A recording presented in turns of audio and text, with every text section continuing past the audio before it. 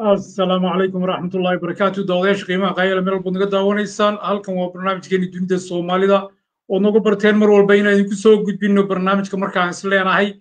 waa uu ugu mudan yahay in laga hadlo saad ogtiinba maanta waxaa ka socda mudaaharaad aad u ballaaran caasimadda jamhuuriyadda Soomaaliyeed ee Muqdisho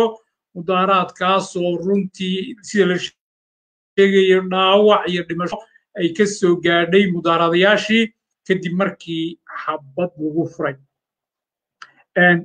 arrintan iyada mudaaharaadkan ayaa runtii waxaan rabnaa inaan dul istaagno khilaafka dowladda madaxweyne maxamed cabdullaahi farmaajo go'aamada uu qaatay ee uu ku ceeriyey dowladda Kenya oo uga saaray dalka iyo maaragtay jahwareerka uu geliyey waqtigii doorashada dad badan oo Soomaaliyeed uu shaki geliyey inuu rabo inuu wax isdaba mariyo iyo gadoodka bulshada iyo sida uu maaragtay waxyaabaha madaxweynuhu ku qaldan yahay isla marhaanta waxaan ka hadli doonaa mudaaharaadayaashu khaladaadyada ay sameynayaan waxa kaloon ka hadli doonaa khaladaadyada ay nimankii madaxweynayaashii hore ahaa ama siyaasiyiinta u sharaxan madaxweynenimada Soomaaliya gefafka ay ku kacayaan waxaan rabnaa group walba inay waxay ku saxan yihiin ku taageerno waxay ku khaldan yihiin ku qabanno runtii annagoo ilaahay ka baryan inuu na waafajiyo wixii saxda runtii ujeedka aan barnaamijkan usoo gelayna wax kale maaha in ummadda Soomaaliyeed aan u caqli celino ay maaragtay ayna cadho hogaaminin ay hogaamiso xigmad runtii qofkii khaldanna meel looga soo wada jeesto danta Soomaaliyeed wax ka muqaddasanna ayna jirin walaa farmaajo wuxuu ku sheeganay walaa kuwa mudaharaadaya danta dalka iyo dadka Soomaaliyeed baa ugu muqaddasan mar walbana waa in la dhowro waxaan rabaa marka ugu horeysa inaan maaragtay qodobka koobaad ee dul istaagayo waa madaxweyne maxamed cabdullaahi farmaajo madaxweyne maxamed cabdullaahi farmaajo wuxuu u dhaqmay si aan runtii anshaxa ka baxsan madaxweynenimo wuxuu ku xadgudbay ammaanadii iyo kitaabkii ummadda Soomaaliyeed u maray taasoo ay ahayd runtii inuu shacabka Soomaaliyeed kalsooni geliyo maadaama uu 4 sano iska fadhiyay qorshe doorashana uuna dejinin hawlahan la isku haysta hadda waxay ahayd sanadkiisii labaad inay wax walba sii cad yihiin laakiin last minute ayuu wuxuu damcay inuu dadkii korkooda wax ku alifo isagoo raba inuuna dadka la tashanin jecelna inuu 4 sano cusub si xoog qoota sidoo awalba xukunku u yimid inuu yimid saad ogtiin barnaamijka iyo rabitaanka madaxweynaha waxaan ka sii hadlay isagoo 1 year aan xukunka joogin baan ka hadlay farmaajo xukunka qoot ku yimid wuxuu rabaa qoot inuu dictator ku noqdo Soomaalina wax dictatornimo maanta ay yeelayso Ilaahay abuurtay malaha shacabka Soomaaliyeed ama hooyada ha madaxweynaha noqoto ama aabaha noqoto Soomaali way taliskii kacaanka ugu dambeeyay yani qootnimo iyo anaa keligay talinaya anaa iri Soomaalidu wax aan dimuqraadiyanimo iyo cadaalad iyo sinaan ahayn oo deeqaysa ma jiraan Soomaalidu way soo tijaabisay nin keligii iska ordaya nin keligii lugeynaya nin keligii xukun doonaya nin raba inuu maaragtay isagu sidoo rabo u dhaqmo waa laga soo gudbay dawladii kacaanka ugu dambeysay waana la soo arkay meeshay ummadda Soomaaliyeed ay dhigtay ilaa hadda laga soo 30 sano kale bay Soomaalidu ka doorbidaysaa dawlad la'aan intii nin ama hal qof oo maaragtay qowmiyo wada kale u shaqeynaya uu Soomaaliya jahwareerin lahaa Soomaaliya xaaladday ku jirto yaa uga fiican in dictator uu timaado shacabka Soomaaliyeed ma shacab yeelaya qoorsi shacab yeelaya dictator shacab yeelaya ana cidhi Soomaalida waxa deeqa ay ku wada joogi karto ay walaalo ku noqon karto ay isku ciisayn karto waa in xukunka si cadaalada loo qaybiyo oo sidii Sheekh Shariif soo wareejiyay Abdullaahi Yuusuf soo wareejiyay Sheekh Shariif timid Sheekh Shariif soo wareejiyay Xasan Sheekh u timid Xasan Sheekh soo wareejiyay Farmaajo u timid waa in process-kaas oo looga gudbay horay bay ahayd runtii waxa way khaladaadka dhacay waxay tahay Sheekh Shariif sidan hadda Farmaajo kale wuxuu dabcay inuu yara fadhiyo kamuuna howlgelin doorashada kamuuna gelin nidaam dawladnimo dawladda Soomaaliya inuu horay u wado kamuuna shaqeyneen maalinka kursiga timidna wuxuu damcay inuu sadkay laakiin reer magaal buu ah uu ka reer magaal sana Farmaajo markuu arkay sheekada inay xuntahay lagana yeelaynin isla markiiba processkii dadka iyuu yeelay wuuna aqbalay Xasan Sheekh sidaa la mid doorasho muuna ka howlgelin Soomaaliya dawladnimadeeda kama howlgelin haddaad eegto raggaas oo dhan waxay ka wada sameeyeen constitutionkii Soomaaliya mayna dhammaystirin hay'adii garsoorka mayna dhammaystirin national ID-gii doorashada lagu gelaa mayna samaynin degmooyinka ay gacanta ku hayaan maynan habaynin mid walba wuxuu ugu talagelay in xukunku isagu sii cimri raageysado oo isagu diyaaradaha iska raaco oo isagu boosas iska cabirto oo guryo ka dhisto Qatar ama maaragtay Uganda ama Nairobi ama meelo isagii reer midkoodna ahmiyadda koowaad ma siinin dalka iyo dadka Soomaaliyeed sababtoo waxaad garanaysaa shacabka Soomaaliyeed ilaa hadda maaragtay wali way awoodi laayeen arrinta loo baahan yahay waxay tahay markaa arrinta loo baahan yahay waxay tahay in la ogaado Farmaajo inuu isaga khaladka number 1 yahay waqtigan uu murmayna waqti qof bini aadam inuu murmo ay ahayn xaqiiqatan Farmaajo waxay this time inuu si sharaf leh Farmaajo xogaa waxyaabo badan oo positive u lahaan lahaa maanta hadduu si sharaf leh xukun ku wareejin lahaa laakiin wadadan hadda uu qaaday last minute-kii waa wada dheerti ah sharafta ka dhacaysa runtiina uu sumcadda kaga dhacayo beeshiisa xitaa oo kalsooni lagu qabay oo xukunka markii la eego hadda beesha daarood marka la dhaho ogaadeenka iyo absamaha markii la dhaho iyo hartiga mar walba siday ka dooranayeen beesha hawiye ama digli mareeble ama dirt maanta marka inuu farmaajo shaki geliyo oo maaragtay wejigii iyo kalsoonidii uu halkaa ku baabi'iyo oo uu maaragtay runtii aniga lama fiicna shakhsiyan sidaan u arkay inkastoon sida shaqo ku lahayn wuxuu farmaajo khaldan sida shaqo kuma laha beesha mareexaana shaqo kuma laha waa farmaajo khalad ka dhacay weeyaan isagana lagula xisaabtamayaa laakiin waxaan ka wadaa soomaalidu maadaamay dad qabiil tahay axmed madoobe dembigu gala absamay dusha u saarayaan inkastoon absamo shaqo ku lahayn marka farmaajo qaabku u dhaqmaya bataatanba waa khalad weeye meel buu isaga dhacayaa soomaaliya 4 sano soo xukumayay si sharaf leh buu suu rabo u yeelaya welibana dan soomaaliyeed isagoon ku soconin xadgudubyo badan buu gelayay maamul xulnimo aad u badan buu gelayay diyaarad raaci ugu badnaa abid yuu ku jiray dalka soomaaliyeedna wuxuu ka qabtay mala ilaa iyo hadda maxaa loo baahan marka madaxweynaha waxaan ugu baaqaynaa madaxweyne maxamed cabdullaahi farmaajo maxaa la jiray inaadan ceeb ku sugootinin waqtigaagu mar walba wuu dhammaaday mana dhaafi doontid 8 Febraayo sidii horeyba lagugu sheegay soomaali oo dhanna mid bay ku tahay united marka soomaali oo dhan united waxay ku tahay inaad kursigan sidii lagugu dhiibay uga degtid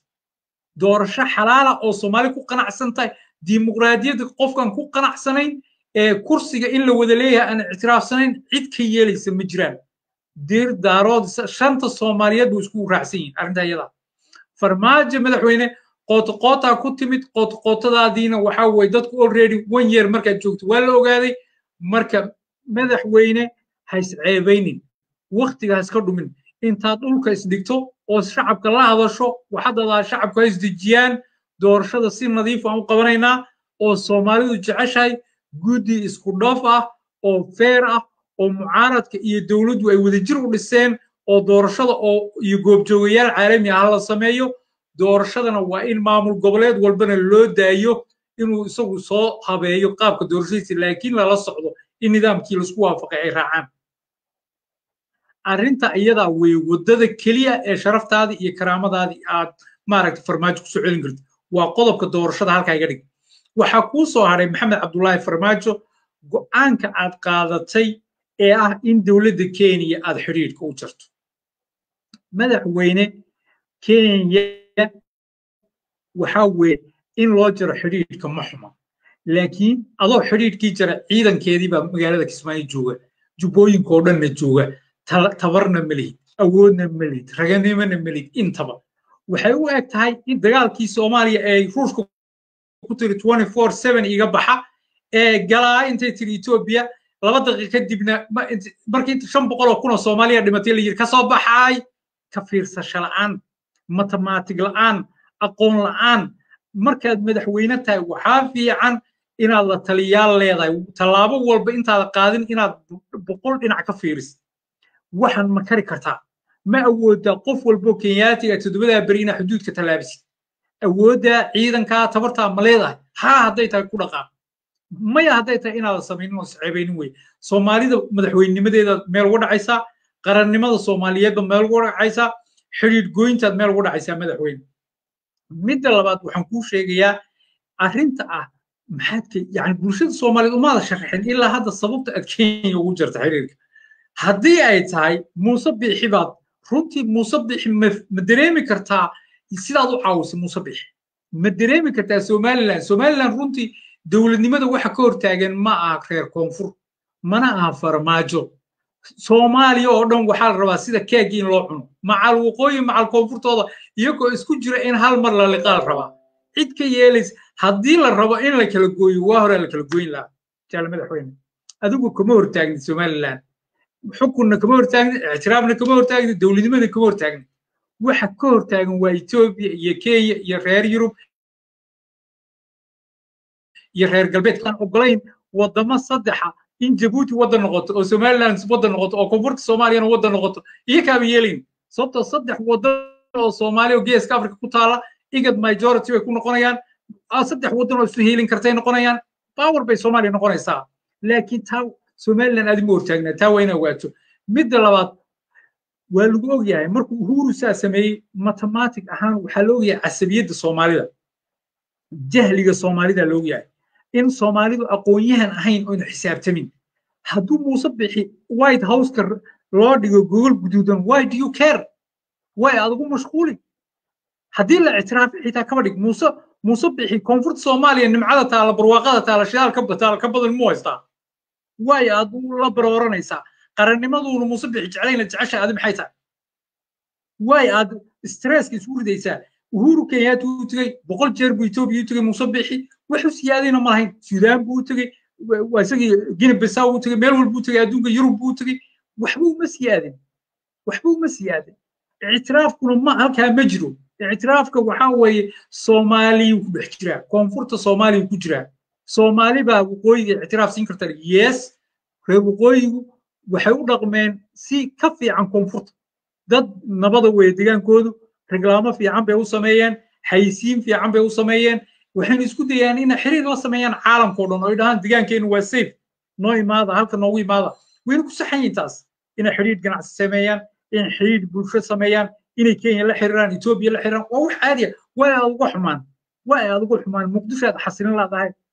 muqdisho yaa intaasoo wadano ajaanib kugu samaynayaan carruurtii muqdisho dhaqankeedii celin laaday boliisu samayn laaday waa ugu mashquuli somaliland maba ayna hayn inaad ku mashquulshaba hadda laakiin muuse buuxi ma waxbaad yeeshay mise magac baad u yeeshay maanta meediya caalamkao dhan baad ku qortay wargeysyada caalamkao dhan somaliland maanta geeska gees caalamku way wada yaqaanaan waxyaal baad islayd laakiin waxbaad u tartay waana jahliga weeyaan qofka jaahilku markuu qofka aan aragti lahayn qofka aan la taliyaa lahayn la taliyaashaadu waynu garanaynaa waa dadkan social media kuu fadhiyo wey social media dadka fadhiya waa magacyadooda inaan tiri ma rabtaa hebel la taliyaashooda kuwaasaa la taliyaal madaxweyne ku ah aqoon-yahana hadday kuu taliyaan kenya xidhiidh baan u gooyey maada dhahdeen kenya qaabkaad kula dagaalami karto sharaftaadii heybadaada adigu ilaalin weyday yaa kuu ilaalin madaxweyne maxamed cabdullaahi farmaajo heybadaada adigu aad ilaalin weyday ee waddanka 4 sano aad xukumaysid aad constitutionka waddanka ku shaqayn lahaa u samayn weyday constitutionka waddanka ku shaqayn lahaa u samayn weyday bahdilaad soo adigu ma dhihin ay baan ahay ay aan waxba xukumi karin oo kale baan ahay dameer inaad tahay camal oo lagula dhaqmo lagu ixtiraami waayo soo adi maada sababin adaa sababay haddaad islaamaalinkii koowaad constitution 3 bilood aqoon-yahanada soomaaliintaad sirso aad constitution waddan ku shaqayn lahaa aad samayso maamul goboleedyada federaalka wixii lagu wada noolaan lahaa dhammaan soomaaliya oo dhan isku wada raacdo nidaam doorasho aad samayso waxan oo dhan maanta ma jira cid ku haweysan lahaydna male magaalada muqdishona meel walba boliis iskooladii isbitaaladii intaad furto aad gobollada uga gudubto maamul goboleedyo ku qanacsan ood ku qancisay adoo shacabka soomaaliyeed dhabarkaaga ay socdaan cid walba way ku sujuudi lahayd maraykankaa garka ku qaban lahaa xeebaha soomaaliyeed aad maraakiib dagaal intaad geysay ammaankooda sugtay ood kalluunkaaga iyo khayraadkaaga iyo beerahaaga ciidankaaga ku biiriso shacabkaaga ku biiriso oo nimankan gufuurka xun tuulooyinkay joogaan aad ka saari lahayd yaa ku diidi lahaa yaa ku haweysan lahaa laakiin waxaa lagu ogyahay wax miisaankaagaa la ogyahay miisaankaagaa la ogyahay si lagaaga caraysiyaa la yidhi muuse ii soo bax muuse maaha waay adigu diidi kenya ka furato qunsuliyad magaalada hargeysa waanu soo dhaweynaynaa dhammaan reer yurubna qunsuliyada ka furtaan waay waqooyi galbeed soomaaliyad waa caasimadii labaad ee soomaaliya caasimadda labaad waaba automatic weeyaan waana stateka hadda soomaaliya ugu weyn weeye ee kaleeta in qunsuliyad laga furto waay ay kugu dhibaysaa dadkoo dhan anay iilagu xirnaanayaan anna waxba ma qabanayn waan iska fadhinaya constitutionna ma hayna waay somaliland baad sheegtay puntland baa xoroobaysa jubbaland baa go'aysa hadday rabto kenya ku biiraysaa wax ina ku biirtana adaa sabab u ah maxkamaddii xasan sheekh uu geeyey heeg yaa hakiyey yaa la sugaya inta madaxweyne caada qaataa kursiga ka imanaya ee yidhi dib u hakiya ee qaadiyaashii la hadlay heeg ee yidhi maxkamadda joojiya ilaa amar dambe ninka lagu qanciyey ee hawshaa sameeyey ee hakiyey soo adiga maa waddankii aad waxaasoo hawla u qabatay inaad maanta dhahdo ma aragtay xidhiidhkaan u jaray adoon waxba xisaabinin xidhiidhkaad jari karta xaguu yahay xidhiidhkaad jari karta iyo waxa gacmaha kugu jira madaxweyne xaggee yihiin yaad ku ciyaaraysaa yaad ku yaasiraysaa madaxweyne maxamed cabdullaahi farmaajo waxaan ku dhihi lahaa adoo marqaansan ama ciyaalkii social media ayaa informationkaa ku siiyaa inay kenya xidhiidhka u jarto tabartaadii yacni hankaagii iyo tabartaadu isma laha madaxweyne runtiina maana jeclayn waxaan jeclaa inaan go'aankaaga garab istaago oon hiil kuu noqdo laakiin waxay taasu dhici lahayd markaad adigu u dhaqanto statesman nin bulshada soomaaliyeed danteedii masaalixdeeda ka shaqaynaya nin fakeraya oo xisaabtamaya markaas ahay ninka go'aan walba uu qaato kala tashtay dad aqoon-yahano Soomaaliyeed laakiin madaxweyne isagoo marqaansan oo caadifadaysan sidoo raba isaga dhaqmay sharafta Soomaaliyeed meel kaga dhacmay dad uu wadanka ka saari karin waan ka saaray iska dhahaya todobadii biri waan ku tirinayna wayna imanaysaa waana berri ciidanka Kenya Kismaayo meel walba ay fadhiyaan ilaa iyo gediye meel walba ragnimo hadda leedahay xiniya hadda leedahay qoriga ka qaado ka saar ciidanka ayaga markaas waxaan ku leenahay haliyey qaran baatay madaxweyne maxamed cabdullaahi farmaajo libaaxnimadaadaan fireynaa laakiin adoo dirac qaba inaad soo jiirayso ood ma aragtay aad saas samayso wasaas waxaan leeyahay sida ugu dhaqsiyaha badan inaad meediya hortimaado anuu ku og inaad meediya ka cabsato oo haddaad hadashana aad hadalkaa uun saxaynba meediya inaad hortimaado shacabka Soomaaliyeed raali geliso khaladaadyadan aad ku kacday dowladda Kenya aad ma aragtay arrinta iyada ee xiriirkan gooyay aad waan ka noqonay hawsha iyada la xaliyo doorashada waqtigeeda inaad ku qabato waqtigaagu waa dhamaaday madaxweyne you have no time aad qof xiriir u jirto حتى وقت حاضر كعضو حرير مجركت وقت جاي وأبويا وين أرنت أيضا مدحوينها الصومالية صوص صعدة أيالا دي الجرين دونا وحال جربا معارض كهذا هي الشعب كمجالدين الله هذا شخصيته وبلغ سياب بدن وحنركي وجان كاجا أرمها جده أو دليل هي شعب كمقدش عرب شعب كمقدش بازين بالغشوي شدال بالغشوي مدحوض سيء وكعان مدحوينه يوصل عيان ay soo dhawow lahayn meel walba caanihi biyaha ka daba wadeen yaa wuxuu la dhaqmay sida kalabkii buu la dhaqay ixtiraam darro ula dhaqmay yacni wuxuu u quuri waayey yacni inuu xasuusto inay yihiin dadka magacaabay ee xukun keenay inay yihiin buu xitaa u quuri waayey waxaan dhihi lahaa marka madaxweyne maxamed cabdullaahi farmaajo sheekadii qabiilku ma soconayso hawiye dir daarood reer xamar dad Soomaali oo dhan mid weeyaan waqtigii qabiil isku laaxawsan jiray ma jirto ninkii Soomaaliya saxan waa saxantaan leenahay ninkii khaldan waa khaldantaan leenahay waqtigaagi waa soo xukunta waana lagu taageeray laakiin ugumaada faa'iideysan sidii la rabay arrinta ku hadhay aad bay u yartahay sida ugu dhaqsiyaa badan shacabka Muqdisho raali geliye waxaad ku dhadaan mudaharaadka joojiya waynu heshiinaynaa waxaan ka shaqaynaynaa wax Soomaali raali ku wada tahay oo doorasho xalaal inay dhacdo sida ugu dhaqsiyaa badan ninkay Soomaali doorto ayaana madaxweyne noo noqon doona 4 sano Soomaali ma aqbali doonto ana ayri Soomaali ma aqbali doonto dictator baanay Soomaali ma aqbali doonto wiil dabla ah oo dambe inuu nin generaal dhirbax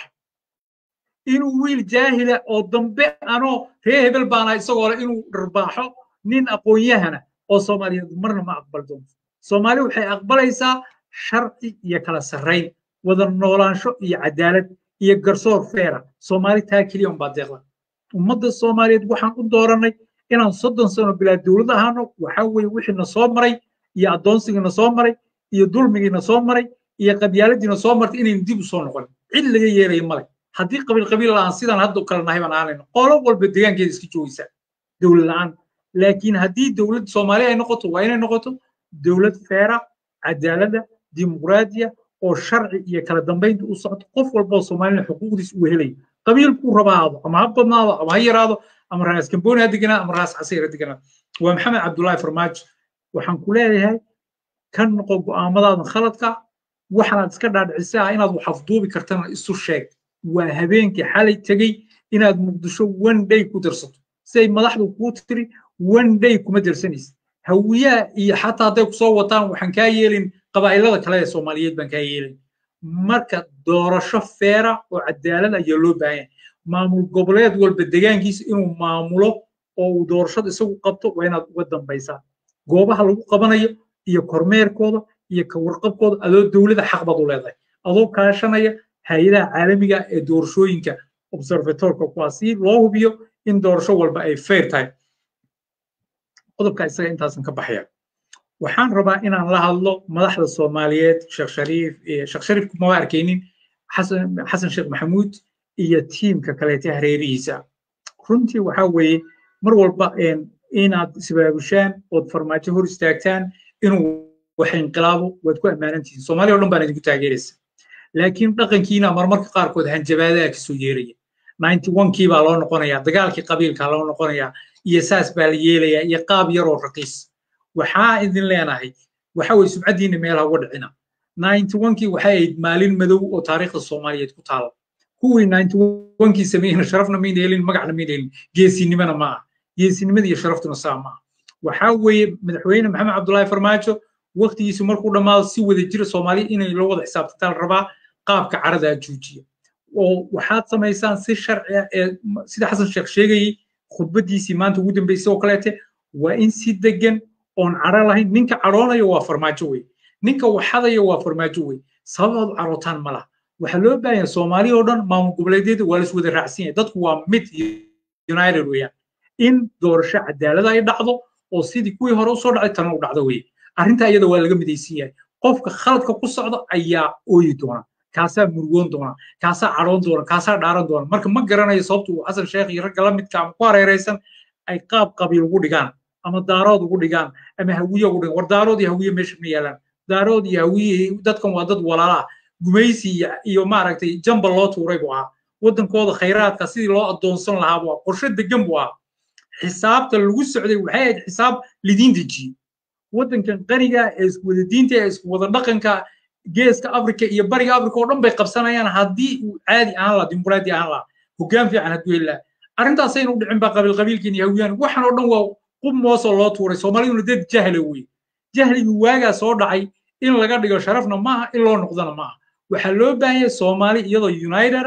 in maaragtay loo wada hawlgalo dimuqraadiyad cadaalad wada noolaansho istixgelin dhulka Soomaaliyeedna muwaadin walba uu xaqiisa iyo xuquuqdiisa helay ama jareerahow ama jilaacahow ama eedmaayahow ama maxaa tahay ahow cid aad rabtay ahow meel dadka Soomaaliyeed u siman yihiin qof walbana xuquuqdiisa la siinayo yaa loo baahan yahay arrinta iyada loo baahan in loo wada dagaalamo arrinta qabiilka dadka daalimiinta ku guuleystay waxa weeye qabyaaladda iyo nacaybka iyo waxaas waxa ku faa'iido oo ciidan ku hela dadka tuugada ee waxdaya mar haddaan wax la xadayn dadka musharaxiinta waxaan u baaqayaa in si degan gacmaha la isqabsado meelna loogu soo wada jeesado in farmaajo lagu qasbo inuu doorasho xalaala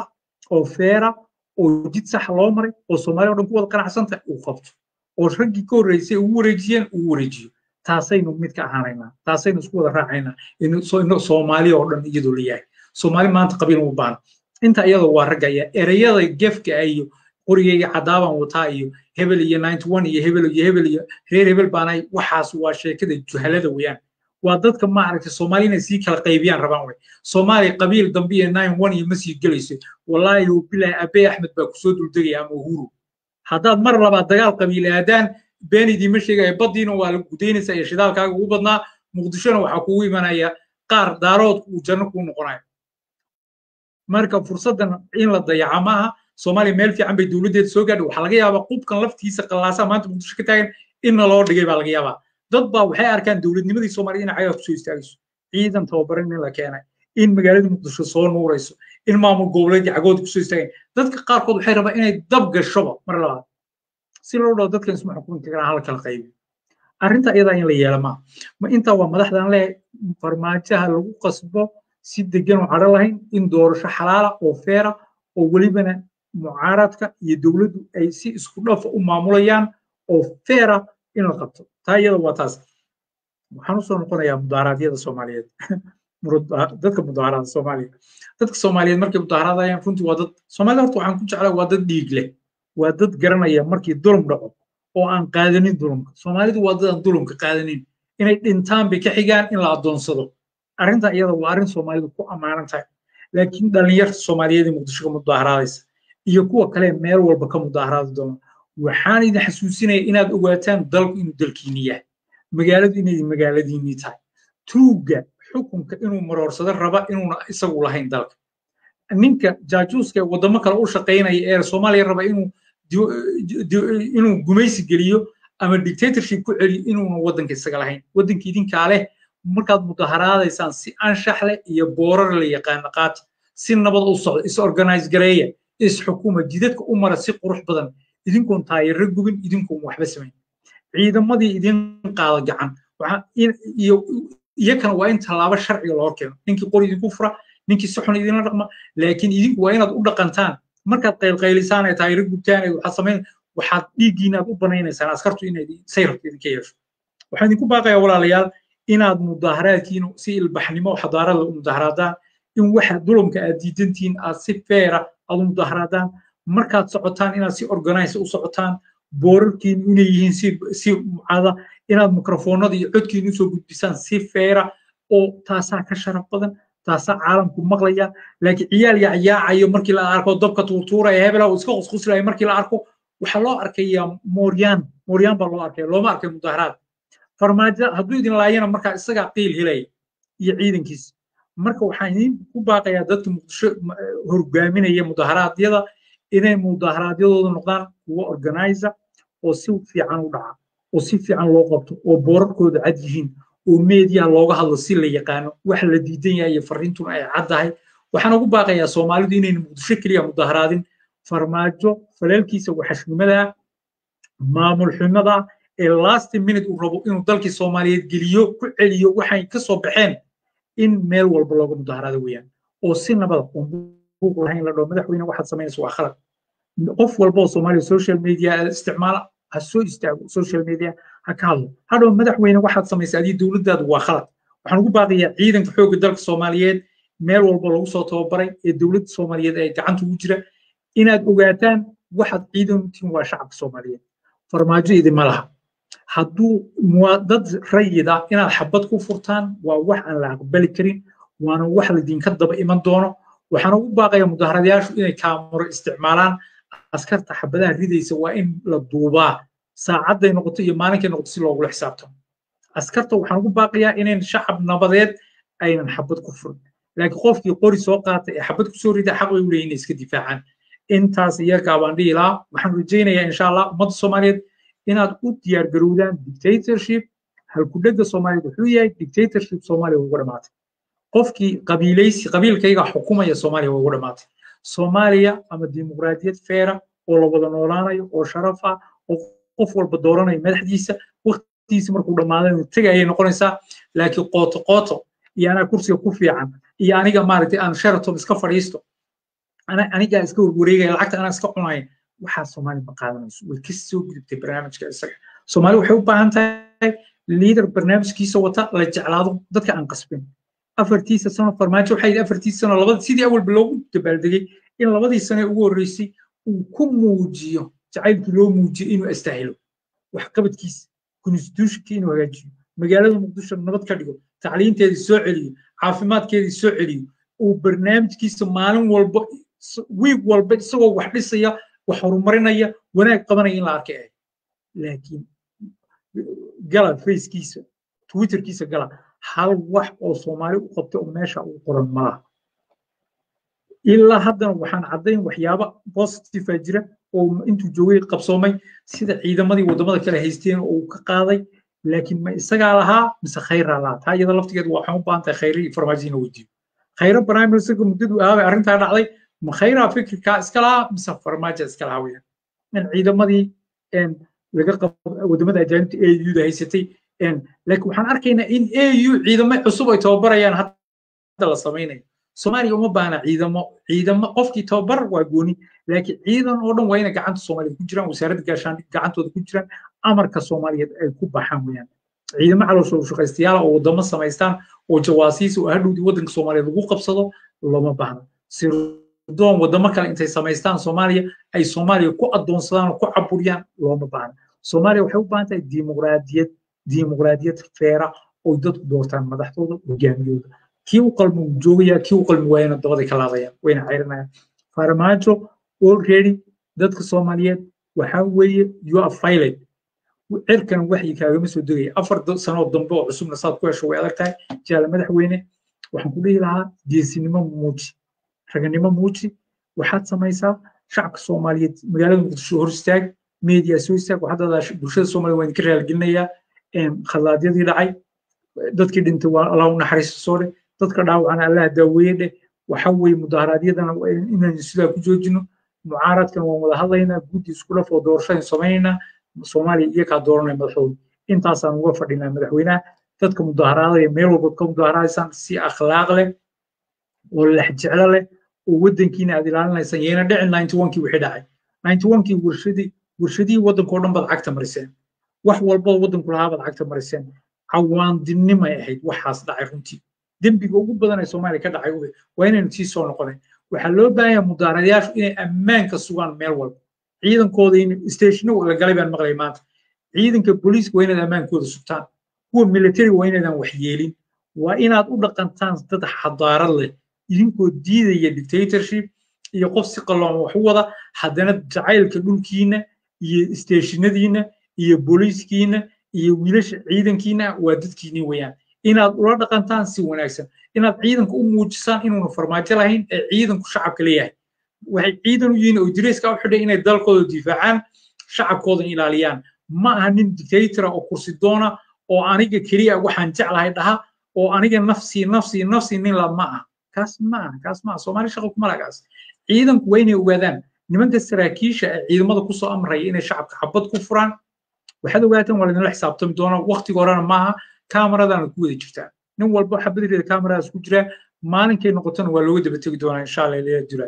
madaxda mucaaradkan waxaan ku baaqayaa dhaarta inaad joojisaan reer hebel iyo 91 iyo sheekada kharaabkan inaad joojisaan sheekada dadka loserka daba gala waxaa loo baahan yahay mar walba in madaxweynuhu wuxuu ku qaldan yahay loo sheego wuxuu ku saxan yahay xaq u leeyahay lagu taageero Soomaaliyana wadajir maalinkii farmaajo yimid ama doorasho feer oo cadaalad oo sidii loogu dhiibay baa dhacaysa ama farmaajo xataa iyadoon dhicin baa laga saaray meesha dadku meel gaara yaa la samayn oo doorasho Soomaaliya u qabto isagu mar walba uu tagayaa mar walba ma joogay haddii uu ummad Soomaaliyeed maqli waayo oo dhigto gaar aad baa idiin salaamay ummadda Soomaaliyeed meel walba joogtaan intaasan rabay inaan idiin soo gudbiyo waad mahadsantihiin asalaamu calaykum waraxmatullahi wabarakaatu